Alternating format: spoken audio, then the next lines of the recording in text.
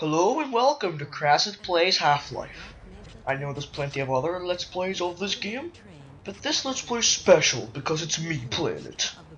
And yeah, this is a post-commentary you're listening to right here.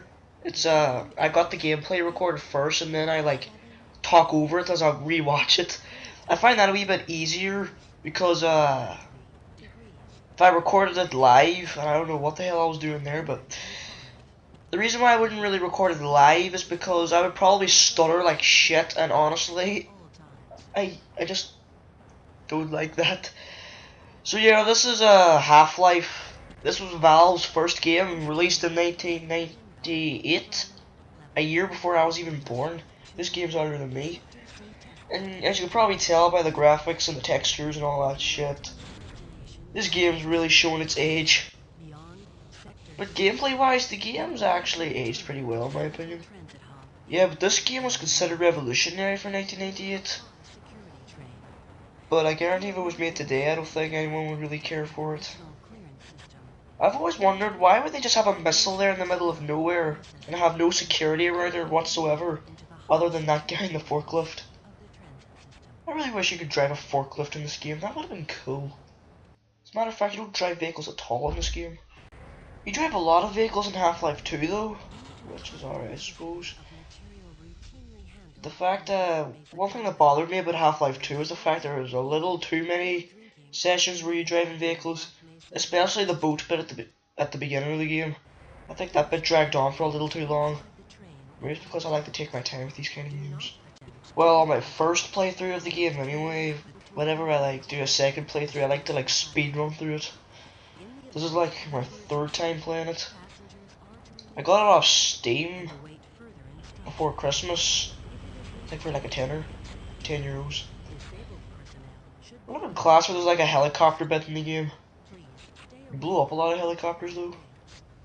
As you can probably tell, this cart ride drags on for the first 5 minutes of the game. It's basically Valve showing off what they did with the Quake engine. However, the version I'm playing runs on the Source engine, so maybe the game plays a little bit different from the original 1988 release. But they're pretty much the exact same game. And the place we are entering right now is Black Mesa. If I wasn't talking over that woman talking on the voice thing, she probably would have already stated that, but yeah, this place we're entering right now is called Black Mesa.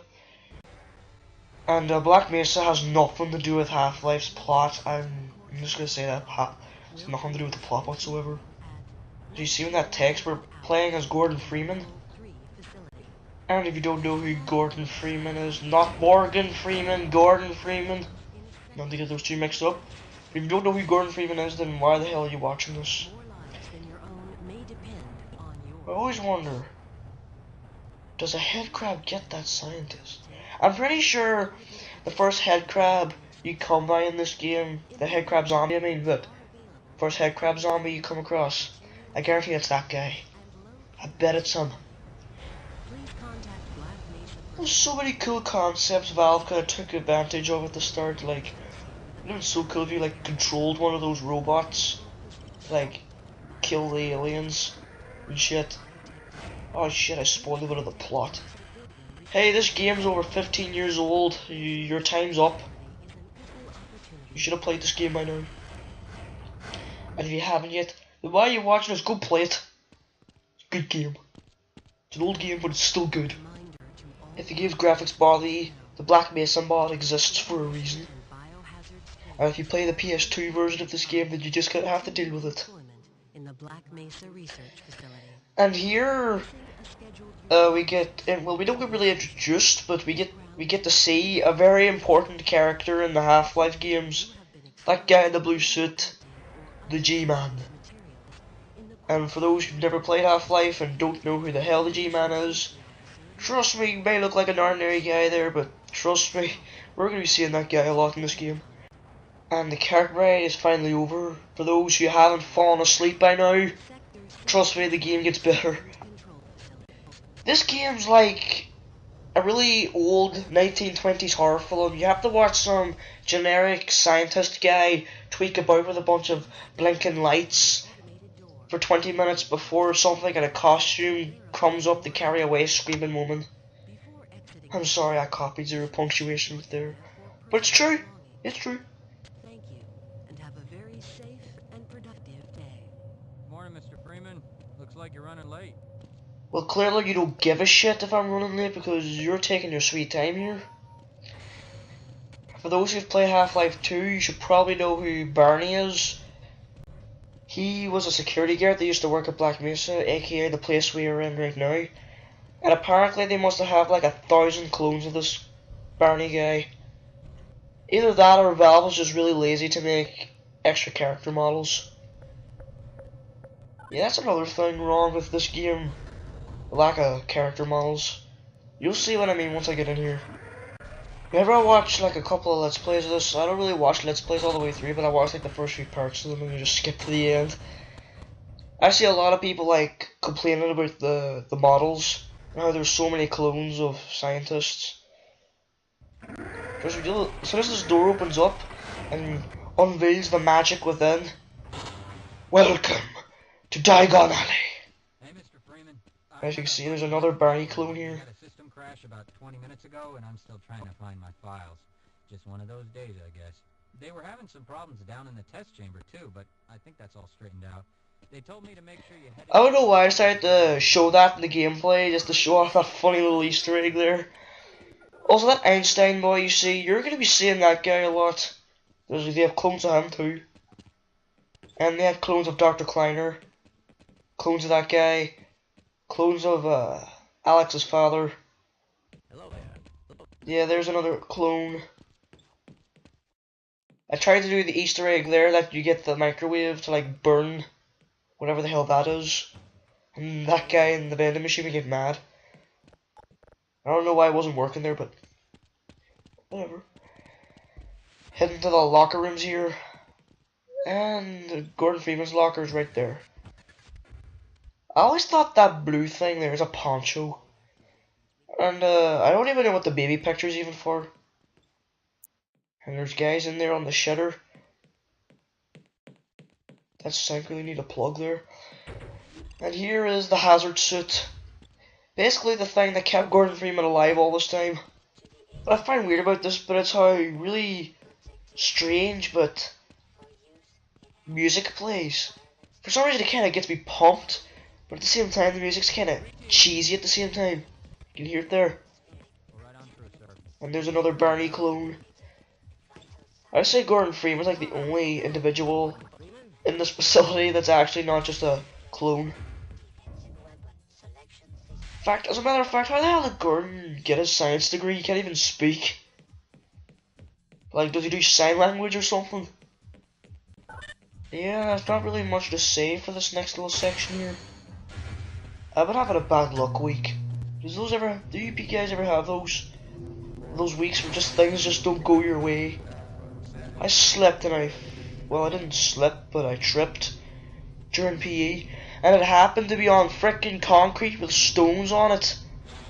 I like cut my hand and my knee. It's good to see you. More clones. There was like green stuff coming out of it and I had to go to the doctors to like get the wounds cleaned out. Another clone. Catch me later, I'll buy you a beer. And as you heard him say there, catch you later, I'll buy you a beer.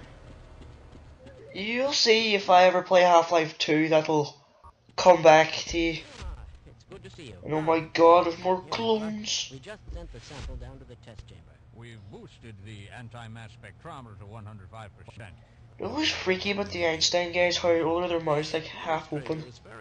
Kinda like they're having a stroke.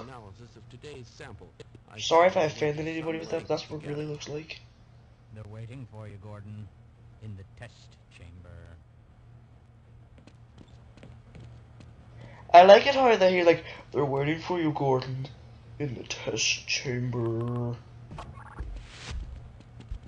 You just know some shit's gonna happen. Oh no! Boom! Jeez. What the hell is going on with our equipment? It wasn't meant to do this in the first place. Also, in that room there, I always wondered, why do they have frickin' plasma things? That's something you'd see in a child's bedroom. wouldn't really be something I would see at a super duper high tech science facility. Test lab that way. More clones. Excuse me, Gordon, but I'm afraid you'll just have to wait until... Yeah, just having your voice a spasm.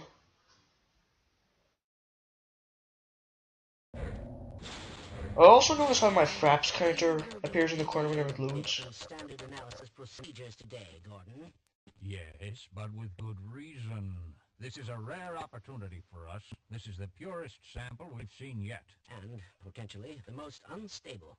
Now, if you follow standard insertion procedures, everything will be fine. I don't know how you can say that, although I will admit that the possibility of a resonance cascade scenario is extremely unlikely. Gordon doesn't need to hear all this. He's a highly trained professional. The animation is so stiff. Will go wrong. What's wrong with the Einstein guy? He looks like he's about to puke. All right. Gordon, we have complete confidence in you. Well, go ahead. It's funny whenever like the NPCs, whenever they're chatting, you touch them, they kind of like have little spasms. You could probably tell this game was very low budget. Yeah, it's not bad for a first game. I mean, come on, you should see some of Valve's later work. Amazing stuff. Alright, this is the bit where the game starts to get a wee bit interesting. Because after this bit, trust me, the tone of the game changes completely. Trust me, you'll see. You'll see. And you will see in part 2. Bye. If you would be so good as to climb up and